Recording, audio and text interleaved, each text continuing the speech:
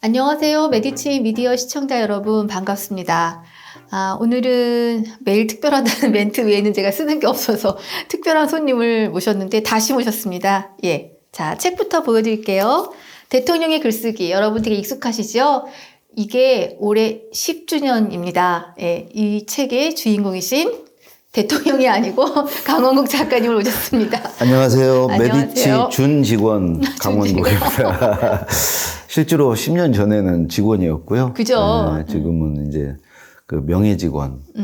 아니 뭐 언제든지. 메디치 한때 직원이었다는 걸 늘 자랑스럽게 명예롭게 생각하는 강원국입니다. 작가님은 10년 전에 직원이셨고요. 저는 10년 후에 직원이니까 그때 전 직원 아니었는데 그때는 저자였죠, 저자. 네, 그리고 저는 그때 인터뷰했습니다. 네. 저자이자 작가님하고 저하고 인연도 이 정도면은 뭐 그렇죠. 만만치 않습니다. 만만치 않습니다. 예, 잘 살아서 끝까지 봐야 돼요. 그러니까. 네, 오늘 우리 강 작가님, 메디치 미디어의 정말 핵심 저자이시고 너무 소중한 작가님이 이 대통령의 글쓰기가 올해로 10년이 됐어요. 50만 부가 팔렸는데 팔린 거 말고 읽은 독자로 하면은 저는 100만 봅니다. 예, 저도 봅니다. 100만 넘는다에 한 표입니다. 그리고 그 방송을 해보면 예. 방송은 두 가지 지표로 따지거든요. 하나는 이제 시청률이고 다른 하나는 화제성이라고 그래요. 화제성.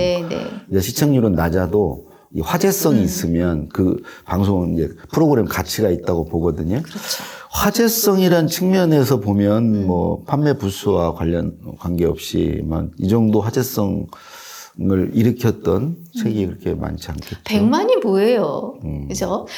전 국민을 글쓰기로. 이 덕분에 제가 이제 먹고 살고 있고요. 네. 알겠습니다. 어쨌든 10주년 기념이에요. 50만 부 판매의 10주년. 제가 이거 인터뷰 준비하느라고 다시 읽었는데, 저는 정말 솔직히 10년 전에 읽었으니까 정확하게 기억이 안 나죠. 고백하면. 근데 눈물이 조금 나는 대목들이 있더라고요.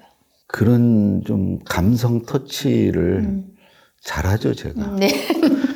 대통령이 말을 보고 그랬다니까요. 알겠습니다. 어쨌든 10년인데 진짜 소감 한번 정식으로. 감사 인사도 하시고. 와, 저는 일단 정말 새 인생을 열어준 책이고요. 이게 어떻게 해서 가능했나 보면 일단은 뭐 제가 잘 쓴 게 있을 테고, 뭐 그건 기본이고요. 기본이고. 그리고 이제, 두 대통령이 이제 그 사이에 또 떠나셨고, 그에 대한 독자들의 어떤 그리움, 예. 이런 것들 또 책을 사보게 되는 계기가 됐고, 무엇보다도 이제 최서원 씨 사태, 그 연설문 고치는 게 취미였다라고 그래서. 그래서 이제 이 책이 주목을 받았고, 손석희 씨가 옛날에 JTBC 앵커 할 때, 앵커 브리핑으로 또 이 책을 가지고 또 했고, 자기 생각을 자기가 글로 표현하지 못하는 사람은 리더의 자격이 없다. 그래서 이리저리 여러 이제 도움을 받아서 책이 많이 팔렸고, 또 덕분에 글쓰기 강의도 하고 이렇게 먹고 살고 있습니다. 사실 대통령의 글과 말은 정말 국민들에게 얼마나 중요해요. 말 한마디가 곧 사실은 정책이고. 근데 이 책이 읽기 전과 읽기 후에 저는 갈림길이 하나 있다고 보는 게 아무도 대통령이 뭔 말을 해도 저거 누가 썼을까 이런 말을 그렇죠. 궁금해하지 않았을 것 같아요. 이제 전혀. 기자나 뭐 이런 관계자들이만 궁금해했지. 그렇죠. 근데 이제는 대통령이 뭔 말을 하면 옆에서 누가 교열 좀 안 봐주나? 맞아. 그런 얘기들 이제 많이 대놓고 하더라고요. 얘기를 해요. 이 존재감이 연설비상한 존재감이 사실 지금 누구신지 궁금해요. 제가 지금 누가 하는지. 그 전까지는 이 책 전에는 정말 연설 비서관이라는 자리에 대해서 누구도 관심도 없었고 알지도 그림자. 못했고요. 예. 그랬는데 이제는 이걸 계기로 어쨌든 그런 사람이 있다. 그렇게 사람들이 알게 됐죠. 이게 뭐 그렇다고서는 써주는 대로 읽는 게 그분들이 아니잖아요. 그 자리에 올라가신 분이 어떤 분들인데. 제가 보신 분들은 두 네. 분 다 뭐 써준 대로 읽는 건 그 말도 말도 안 안 되고 일단은 자기 게 아니면 전혀 안 받아주시는 분이었고 그러니까 두 분의 차이를 그냥 한마디로 표현하자면 저는 그런 것 같아요. 김대중 대통령은 글에 가까운 말을 하시는 분이었고 네. 노무현 대통령은 말에 가까운 글을 쓰시는 분이었던 거예요. 둘 다 네. 정말 너무 요새 표현을 하면 뇌생남이지 뭐. 글 쓰고 말 잘하면 멋있죠. 예. 네. 근데 이 책은 어쨌든 그 당시에 이제 뭐 이분들의 어떤 글 쓰는 노하우 뭐 이런 걸 알려드리기보다는 이제 그런 글이 나오기까지 과정, 이분들이 이런 글을 쓰기 위해서 얼마나 시간을 들이고 얼마나 숙고의 시간을 거쳤는지, 그리고 이제 이런 글의 배경에 어떤 그분들의 어떤 깊은 어떤 철학과 어떤 고뇌가 숨어 있는지, 사실은 그런 걸 좀 넣으려고 했거든요. 예. 책 속에. 네. 예. 와 닿습니다. 독자 한 명으로. 그러니까 제가 10년이 지났는데 사실 저도 이거 옆에 두고선 한동안 봤던 책이에요. 이게 저도 인용이 필요하고 사실 여기는 또 정말 글쓰기의 교본이라고 할 만한 기본적인 이야기들도 있어서, 근데 제가 며칠 이걸 다시 들춰봤더니 좀 울컥하더라고요. 진짜 기자분들이 이걸 인용을 기사에 많이 해주셨어요. 많이 칼럼 하죠. 같은 데. 그럼요. 네. 기자 칼럼에. 그리고 엄청난 자료집인 거예요. 그거 찾아서 하려면 일일이 어디 가서 찾냐고요. 대통령실에 들어가서 찾아야 되나. 어쨌든 인생을 바꾼 책, 우리들의 인생도 바꾼 책. 자, 이 책 북콘하신다고요. 그 소식 좀 알려주셔요. 5월 10일. 그 노무현 시민센터에서 예. 5월 10일 오후 7시 예, 다목적 콜에서 하는데요. 네. 그 우리 황희두 씨 네. 아주 유명하잖아요. 입담도 좋으시고. 예. 그분하고 대담 형식으로 진행을 합니다. 네. 그 마침 또 노무현 대통령 서거도 앞두고 있고 예. 그래서 겸사겸사 이때 좀 하기로 했습니다. 5월 23일이 우리 노무현 대통령님 서거 15주기인데요. 뭐 앞뒤로 바쁘신 것 같으면은 1타 2피 10일날 센터 오셔서 좀 보시고 강 작가님하고 우리 이야기하는 거 나누신 거 들으시고, 지금 시청자 거의 마감입니다. 얼른 신청하시기 바라겠습니다. 예, 대통령의 글쓰기 10주년 기념이니까 대통령에 대해, 대통령의 말에 대해서는 한 번은 좀 짚고 갔으면 좋겠다, 이런 생각이 드는데, 여기 부제가, 이 부제부터 전 정말 다시 눈에 들어왔어요. 김대중 노무현 대통령에게 배우는 사람을 움직이는 글쓰기 비법. 사람을 움직이는. 네. 그러니까 이제 글이건 말이건 저는 예전에 이제 연설 비서관 할 때도 그랬고 예. 뭐 이후에도 네. 한 5가지 종류가 있다고 생각합니다. 그 중에 이제 첫 번째는 할 수 있는 말, 그러니까 쓸 수 있는 글이라고도 할 수 있겠죠. 그거는 이제 사람마다 다 그 용량의 차이가 있습니다. 예. 이제 그게 그 크기가 큰 사람이 있고 적은 사람이 있고, 그때 뭐 이재명 대표 같은 경우는 그게 저는 그냥 큰 사람이라고 생각합니다. 어떤 말도 준비가 되어 있는 분이고, 두 번째는 그 해야 하는 말입니다. 해야 하는 말은 특정 시기에 또 그 자리에서 해야 하는 말이 있습니다. 예. 해야 하는 말을 해야 하죠. 해야 하는 말을 하지 않으면 사실은 자기 역할을 제대로 안 하는 겁니다. 세 번째는 이제 하고 싶은 말이 있습니다. 누구에게나 네, 이제 하고 싶은 말이 있죠. 우리 윤석열 대통령도 하고 싶은 말의 크기에서는 만만치 않은 분이고, 하고 싶은 말이 많은 분이죠. 그리고 이제 네 번째는 그 말은 늘 상대가 있기 때문에, 글도 마찬가지지만 듣고 싶어 하는 말이 있습니다. 그래서 그 듣고 싶어 하는 말과 하고 싶은 말의 비중이 굉장히 중요한데, 네. 예를 들자면 우리 윤석열 대통령은 그 너무 일방적으로 이제 하고 싶은 말이 많은 경우고, 듣고 싶어 하는 말을 거의 뭐 의도적으로 피하시는지, 국민들이 듣고 싶어 하는 말을 이제 안 하는 쪽이고요. 이제 마지막 5번째는 이제 해서는 안 되는 말입니다. 요건 자주 하시죠. 요거는 아주 과도하게. 막 지금 막 쏙쏙 정리가 돼요. 그러니까 이제 해서는 안 되는 말의 대표적인 진짜. 게 그 지위에 가시면 그 남의 뒷담화하면 안 됩니다. 그리고 남 탓하면 안 됩니다. 거기에 또 이렇게 편가르는 말을 하면 안 됩니다. 네. 그게 이제 어찌 보면 지도자로서 리더로서 저는 기본 덕목이라고 생각합니다. 이제 거기에 더해서 막 험담을 한다던가, 아니 험담이 아니라 폭언을 한다던가, 네. 뭐 이런 건 더 안 되겠죠. 아니 그게 너무 재밌다는 표현이 맞나 모르겠어요. 대통령의 담화문 발표. 이 책이 만들어지니까 우리 프롤로그 다시 쓰시는 게 한참 전에 쓰셨을 거 아니에요. 근데 여기 보면 작가님이 진짜 윤석열 대통령의 말에는 자기가 없다. 남을 심판하고 정죄하려고만 할 뿐 자기 잘못을 인정하거나 사과하지 않는다. 남 탓만 한다. 다른 세력에 대한 존중은커녕 대화 상대로 인정조차 하지 않는다. 끊임없이 편을 가른다. 남의 말을 들으려 하지 않고 자기가 하고 싶은 말만 한다. 저 이거 있는데 담화문이 떠오른 거야. 그러니까 아니, 국무회의 모두 발언. 아, 그럼 50분인가? 선거 끝나고 다음 나서. 날. 그거 아세요? 기자들이 그거 동글뱅이 친 거? 그러나 하지만. 그게 열 몇 번이었던가요? 15번. 그러니까 이렇게 나와요. 이렇게 하려고 했다. 하지만 전달이 부족했다. 그거를 내 생각은 본인이 이거였다. 쓰셨다면서요. 그렇게 또 본인이 또 얘기를 하셨다면. 그래서 저는. 근데 그게 그때만 그런 거 아니에요. 그 KBS 대담 할 때도 다 그런 식입니다. 그래서 리더는 사실은 책임지는 자리고 변명하면 안 되거든요. 해명은 할 수 있어요.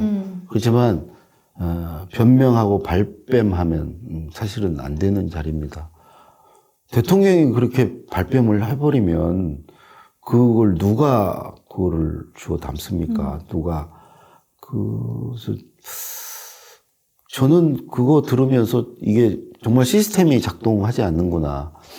참모들이 그거를 바로 잡아줘야 될 텐데 그런 말을 대통령께서 듣지 않으시는지 아니면 아예 그게 가동이 안 돼서 아무도 입을 다 닫고 있는 건지 모르겠지만 그게 대통령 욕먹이는 일이잖아요. 그러니까 내가 다 썼다. 그게 맞다면 우리 김대중 대통령이나 노무현 대통령도 직접 당신이 쓰셨던 원고들이 있어요? 아니 어떤 식으로든 시스템의 도움을 받죠. 그렇죠. 그리고 의견도 듣죠. 당연하죠. 그거를 하여튼 저는 얼마나 그 시스템 안에서 대통령의 말이 만들어지는가 이건 굉장히 중요하다고 생각합니다. 네. 그럼 강 작가님 과거에 연설비선 하실 때 대통령님 그렇게 하시면 지금 건 오해의 소지가 있습니다 하고 대통령의 생각을 이렇게 수정하는 그 반대 의견을 개진하신 경험이 있으세요? 저는 못하죠. 저는 간땡이가 저는 근데 노무현 대통령께는 얼마든지 얘기할 수 있었습니다. 얘기 또 허심탄회하게 했고요. 그게 또 노무현 대통령의 특징은 처음에 이제 그런 누가 제안을 하거나 건의를 하면 그거에 대해서 이제 반론을 하면서 토론을 합니다. 근데 똑같은 사안을 2번 얘기하잖아요.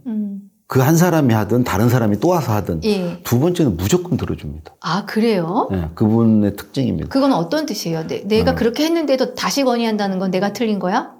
만약에 누가 틀리고 맞고를 떠나서 두 번째도 안 들어주면 아니 대통령이 힘이 세니까 안 들어줄 수 있죠. 묵살할 수 있는데 그러면 이제 참모나 이런 뭐 장관들이 입을 열겠냐는 거죠. 저 사람은 말해도 아무 소용없다. 결국은 결론은 자기 맘대로 한다. 그렇죠. 그러면 참모들이 다 입을 닫으면 자기만 손해라는 거죠. 아니 아무 보좌를 못 봤는데. 아니 전 지금 약간 드라마나 영화 속 장면처럼 약간 그려지는데 이거 지난번에 대통령님이 이렇게 안 싫다고 하셨어. 맞아요. 그랬는데 아니야 이번에 무조건 그런 간철시켜야 돼. 이런 경험이 있는 거예요, 그러면. 그러니까 예를 들어서 그 외교안보 수석이 이렇게 진언을 드렸는데 그게 아니고 이래서 이렇으니까 이것은 이대로 가는 게 맞다고 해서 바로 외교부 장관이 급거 들어옵니다. 들어와서 대통령 그러시면 아니되옵니다. 아니 이 말을 꺼내기도 전에 노무현 대통령은 그것 때문에 지금 오신 거죠? 알겠습니다. 그렇게 하겠습니다. 외교안보 수석 얘기 다 들었습니다. 그리고 저한테 전화를 해서, 우리 외교안보 수석 얘기하는 것대로 바꿔주세요. 바꿔주는 신용이라도 합니다. 아니, 자기 생각이 안 받아들여지는데, 그리고 그렇게 얘기하면 찍히고, 괜히 자기가 그냥 위험해지기만 하는데 누가 입을 열겠습니까? 그쵸. 그래서 일단 들어주는 신용이라도 늘 노무현 대통령은 하려고 하고, 실제로 근데 영 아니다 싶으면, 원래 원한 대로 이제 하시기도 하지만, 예. 어쨌든, 귀를 기울인다, 네, 네. 얘기를 듣는다라는 것은 참모들에게 확실히 늘 보여주고, 그래서 알았어요. 우리 2번 얘기하면 무조건 된다는 것도 다 알았고, 네. 그래서 누가 한 번 안 되면 다른 누가 또 가서 얘기할 거냐 얘기해서 그렇게 했었죠. 실제로 대통령이 그런 얘기 하셨습니다, 저한테. 그렇게 말해봤자 소용없고 자기 고집만 피우면 사람들이 얘기를 하겠냐고. 그래서 2번째는 늘 이제 들어주셨고, 저는 노무현 대통령 보면 이렇게 본인을 어려워하잖아요, 대통령을. 이제 어려워하니까 늘 사람들, 참모들 만나면 농담하고 이렇게 풀어주려고 하고, 이게 긴장돼서 말을 못 하잖아요. 자꾸 이렇게 할 말 못 할 말 가려서 하면, 그러니까 토론하고 이런 걸 정말 즐기시고 좋아하는데, 네. 그야말로 막 싸움이 되더라도 막 대들고 이러면은 그런 걸 오히려 이렇게 좋아하시거든요. 그런 사람을 또 좋아합니다. 그런데 김대중 대통령도 그런 쪽이에요. 사람들이 감히 그러지 못해서 그렇지, 이렇게 막 자기 주장을 하고 하는 사람을 좋아하죠. 근데 이제 그렇게 하게 만들기 위해서는 아무래도 대통령이 그런 걸, 그런 분위기를 좀 풀어줘야 되는 거죠. 그렇죠. 그렇게 보면 지금 용사는 시스템 작동되는지 우리가 합리적인 의심을 해볼 만해요. 그럼요. 말을 지금은 거의 말을 못하지 않나. 자, 그런데 또 책이니까 너무 많긴 해요. 전 지금 다시 읽어도 처음 읽는 것 같은 대목이 많은데 그래도 또 에피소드 하나씩은 가지고 풀고 가셔야지요. 김대중 대통령의 연설비서관으로서의 노무현 대통령. 노무현 대통령. 요 세 개, 사실은 처음에 써서 제일 먼저 본 건 제 아내거든요. 네. 아내가 빼라고 한 게 있어요. 뭘까요? 범죄 행위라고. 네. 뭐냐면, 제가 김대중 대통령 때 뭐 사령장 받으러 가는 날인데, 이제 그걸 안 받으면, 그러니까 시간에 늦거나 이러면 이제 큰일이 나는 거죠. 네. 있을 수 없는 일입니다. 그렇죠. 그래서 과민성 대장증세로 해서 이제 출근길에 배가 아파서 이제 중간 가다가 신용산역에서 내려서 화장실 갔다가 이제 해프닝이 있었어요. 이제 소변기의 분리를 보는 이제 그런 것을 이게 넣었거든요. 네. 넣었는데 아내가 정말 이거는 범죄라고 그래서 빼라고 그랬는데 네. 저는 그냥 위험부담을 무릅쓰고 이제 고수를 했고요. 네. 정말 이 책을 읽은 독자 중에 10이면 9은 그 대목을 얘기합니다. 그것과 함께 다른 게 뭐냐면 이제 노무현 대통령이 저를 불러서 취임하시고 3월 달에 관저에서 한 2시간 반 동안 나는 글을 이렇게 안 쓰고 이렇게 쓴다. 그걸 한 32가지를 쭉 얘기를 해 주셨는데 이제 인수위원회 때 제가 쓴 글을 가지고 말씀을 해 주셨어요. 그거를 그대로 여기 대통령이 글 쓰기 싫었거든요. 이제 그것과 함께 이제 그 화장실 사건 이 2개가 아마 이 책 판매에 결정적인 네. 기여를 했다고 생각하고 하나 또 이제 아내가 도움을 준 게 여기 책의 맨 마지막 편이 네. 노무현 대통령과 마지막 그 만남이었어요. 예. 저를 처음으로 원국 씨라고 불러준 처음이자 마지막 계속 연설비서관, 강비서관 이렇게 하시다가 원국 씨라고 정말 다정하게 불러주신 처음이었는데 그 글로 이제 마무리를 했죠. 원래 그 글이 맨 뒤에 안 있고 중간 어디쯤에 있었어요. 근데 아내가 그 글을 맨 마지막으로 넣어라. 그리고 마지막 문장으로 두 대통령 영전에 바칩니다. 이걸 마지막으로 써라. 지금 생각해도 잘 했던 것 같습니다. 이 눈 밝은 편집자님이십니다. 네. 아이, 진짜 훌륭하세요. 저는 여기에 208쪽이에요. 그 운명이다 책 안에 있는 거 무슨 회고록을 쓸 때 물론 반성을 하는 내용도 들어가지만 주로 잘했다는 거 자화자찬. 많이 가잖아요. 네. 근데 여기 보면은 말에 대한 반성을 하세요. 그러니까 그 탄핵에 관련된 거, 그 참모들이 사과를 하라고 그랬는데 제가 사과를 안 한 당신이 그 얘기를 하면서 무엇보다 말이 문제였다. 나는 구어체 현장 언어를 구사했으며 반어법과 냉소적 표현을 즐겼었다. 이런 표현들이 있어요. 이걸 반성하세요. 이 어법이 틀린 건 아니나 대통령이 된 후에는 바꿨어야 하는데 당신은 못 바꿨다. 그러면서 어느 날 오바마의 연설을 들어보니 이 사람은 똑같이 인권 분화설을 했고 어려운 상황이 있었지만 대통령이 돼서 하는 말을 들어보니 너무나 이제 격조가 있다라는 거지요. 저는 이걸 또 보면서 새삼스럽게 이렇게 스스로에 대해서 자기 생각도 분명히 있는데 이렇게 반성을 하고 이야기를 쓰는 말에 관련된 본인 이게 성찰하시는 분이고 늘 이렇게 학습하시는 분이에요. 예. 학습을 통해서 늘 이렇게 스스로를 이렇게 변화하고 이게 발전시키려고 하시는 분이고 실제로 그 말 말고도 그 대통령이 되면 대통령의 말을 해야 된다는 많은 사람들의 얘기에 나도 동의하고 그렇게 또 해보려고 했다.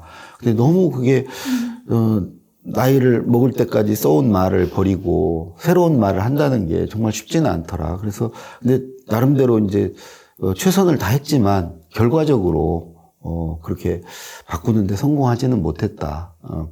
그런 반성도 하고 그러신 분이죠. 네. 그래도 저는 그냥 멋쟁이로 기억을 해요. 아까 우리 강 작가님 말씀하신 5가지 부분에서 얼마나 힘드셨겠어요. 근데 이분 듣는 거 잘 하셨고. 그럼요. 아유, 지금 어떻게 저 용산에서 강 작가님을 모셔다가 한번 좀 받으신가. 대통령한테 한 말씀 지금 하시면요. 국민에게 정말 이해를 받기 위해서 어떤 말로 바꿔야 한다. 작가로서.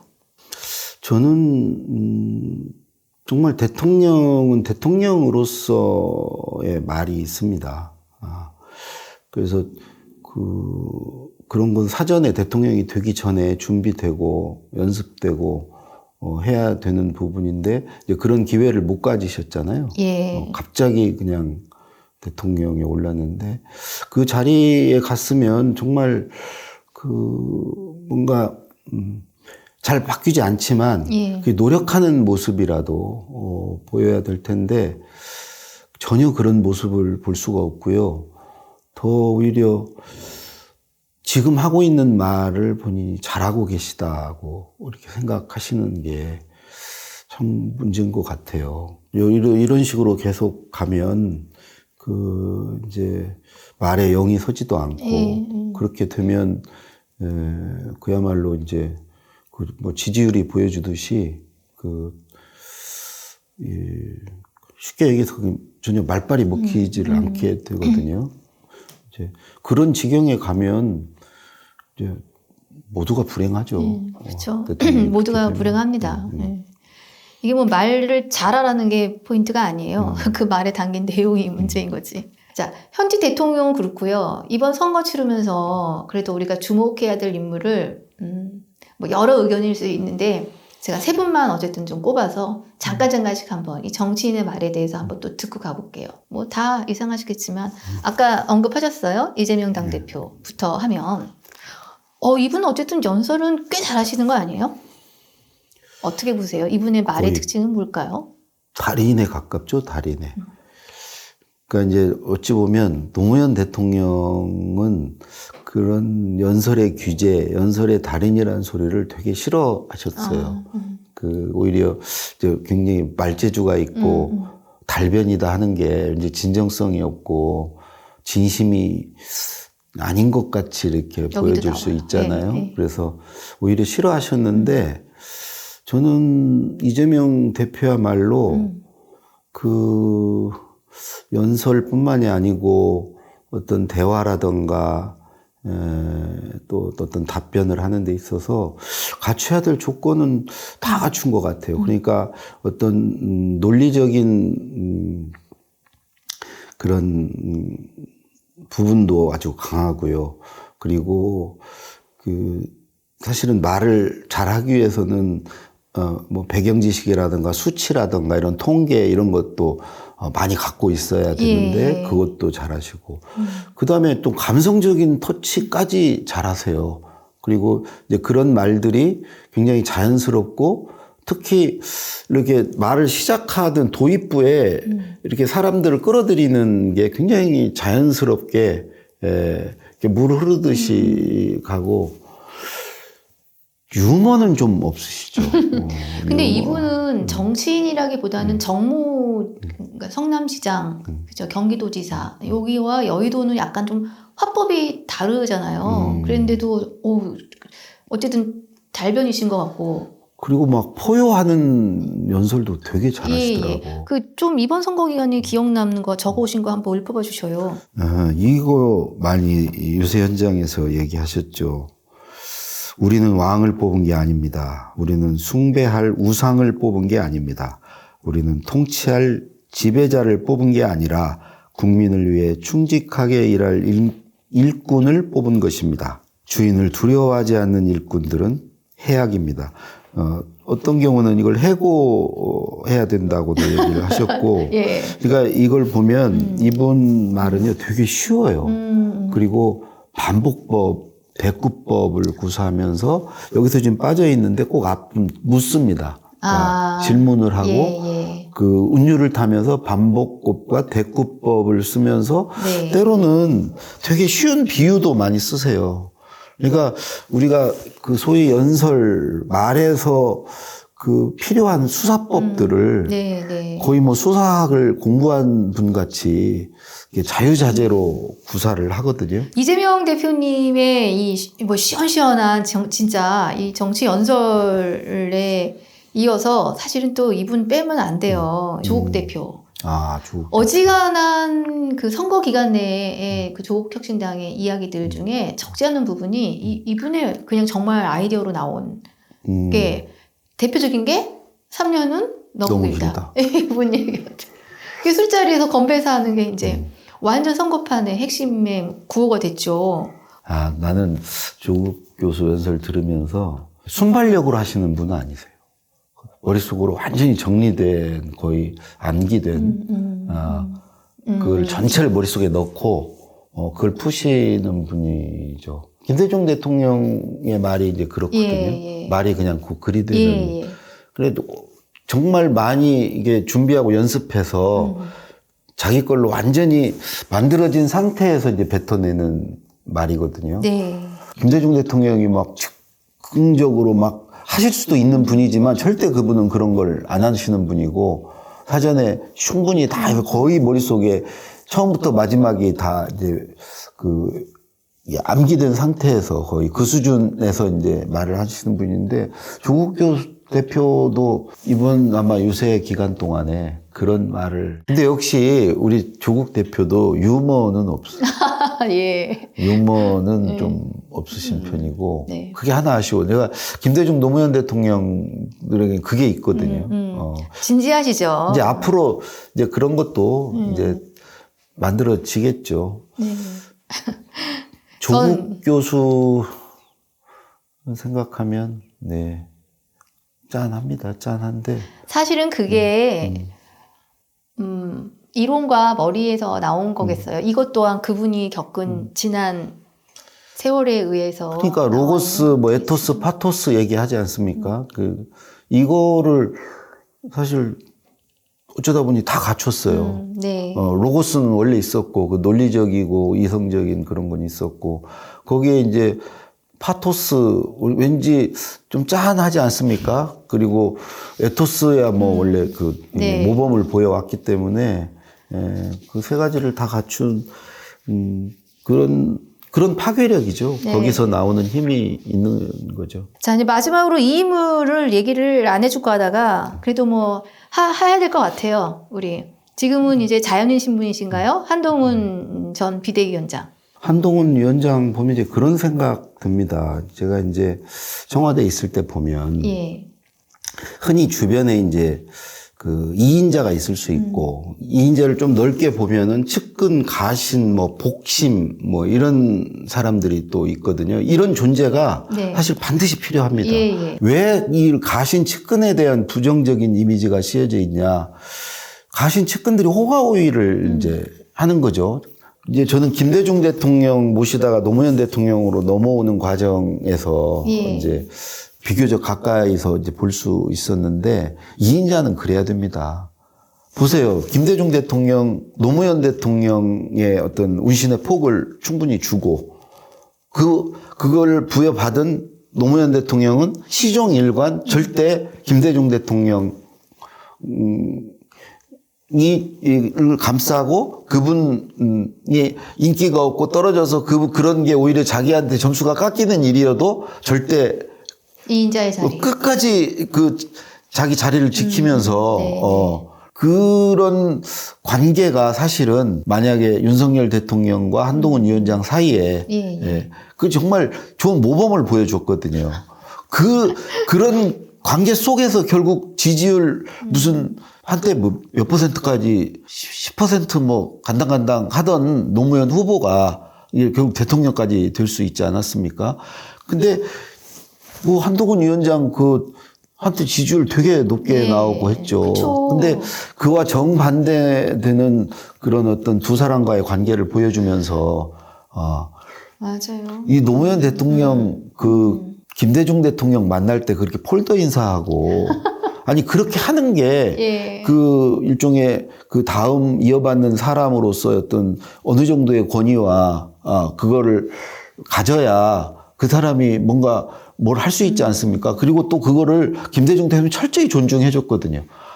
사실은 보면 그 나이 차이나 여러 뭐 정치 경륜이나 이런 걸로 볼 때 근데 철저하게 존중해 주고 노무현 대통령 또 당당하게 대하고 서로를 그러면서도 정말 신뢰하고 서로를 존중해 주고 그러니까 노무현 대통령 돌아갔을 때 정말 내 반쪽이 없어지는 것 같다. 그런 관계와 지금 그 관계를 이렇게 대비해 보면 과연 이번 선거에서 좋은 결과를 얻을 수 있었겠는가? 그러니까 누가 중간에서 해석해주지 않아도요, 국민들 이미 다 알고 그냥 훅 와요 마음으로. 그래서 두 사람이 하는 거 보고 또 그 전에도 뭐 이준석 대표랑 대통령이 하는 거 지켜보는 국민들이. 자. 민주주의는 곧 말이고 글이다. 참. 이거 DJ 누가 하신 말씀인가요? 뭐 김대중 대통령도 얘기하시고 노무현 대통령도 얘기하시고. 진짜 절실합니다. 이분 그야말로 말과 글로 이제 대통령의 자리까지 가신 분들이시죠. 자, 우리 어쨌든 대통령의 글쓰기 10주년 기념. 책 판매 수는 50만 부지만 읽은 사람은 100만. 인용으로 치고 뭐 기타 등등으로 하면 이거는 뭐 대한민국은 대통령의 글쓰기 이전과 이후로 갈린다. 이거 참입니다. 겸손해야 되는데. 오늘 나오신 이유가 또 하나가 이제 요 에디션 출간 기념 인터뷰도 있고 또 하나도 있는데 그 말씀도 한번 해주세요. 예, 그 말하기 고충 상담소라는 가제입니다. 그 책으로 실제로 이제 말하기 관련한 고충과 애로를 그런 질문을 받아서 그에 대한 답을 제가 써서 낼 예정이고요. 제가 이미 글쓰기 책을 이제 3권을 썼는데 어찌 보면 이제 이 책을 쓰기 위한 그동안의 이제 준비 과정이었다 생각이 들고 또 말하기 강의를 그동안 쭉 해오면서 많은 분들께 이제 그런 질문도 많이 받고요. 이제 그런 쌓은 내공을 여기다가 쏟아 부어서 한번 좋은 책을 한번 선보일 계획입니다. 예. 저희도 지금 사연을 좀 받고 있어요. 받고 있어서 이제 갈무리를 좀 하고 있는데 사실 일상에 말하기가 얼마나 고민스러운 지점들이 많아요. 굉장히 많은 사연이 이제 오고 계십니다. 그래서 작가님이 집필을 하시면서 집필하는 기간 동안 아깝잖아요. 그래서 메디치 미디어 유튜브에서 고충 상담소를 직접 운영하실 예정이에요. 네, 사연을 가지고 문제를 좀 풀어보는 그런 이야기. 그러니까 커뮤니티라든가 댓글에 보시고 나는 이런 고민이 있어요. 이렇게 댓글 참여하시면 저희가 사연도 소개해드리고 또 사인본 예, 그러면 이 소정의 방송 선물도? 여기서 네. 하는 거 아니에요? 네. 네, 여기서. 자, 마지막으로 네. 우리 작가님, 이렇게 독자분들께 10주년 기념 에디션 나왔으니까 중요한 멘트 하셔야 돼요. 이 책이 이제 2014년 2월에 나왔으니까요.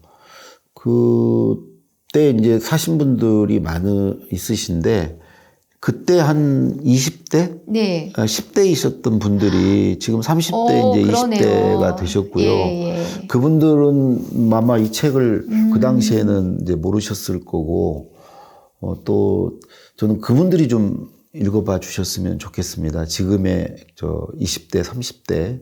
예. 그리고 또 그 당시에 이 책을 또 고맙게 사주시고 해주셨던 분들도 이 책 한번 좀 사셔서 선물을 좀 우리 젊은 20, 30대들에게 선물을 해주셨으면. 네. 아니요, 저는 그때 이 책 제 딸한테도 줬고요. 네. 네, 중학생이었던 딸한테도 줬고, 또 남편의 직업이 홍보 쪽이었거든요. 네. 아주 뭐 거기서 많이 샀습니다. 아, 예. 제가 기억하기로는. 근데, 이게 책이 함께 같이 늙네요. 독자들과 함께 성장하고. 예, 여러분들 한 번 더, 예, 요즘 같은 삭막할 때, 우리 특히 노무현 대통령 서거 15주기 내일 모레 5월 23일이기도 하니까 여기 보시면 그분의 고민, 그분이 이 말을 왜 했는지 이런 게 다 들어있습니다. 예, 한 번 더 살펴주시기를. 예. 지금까지 강원국 작가셨습니다. 예. 고맙습니다. 감사합니다.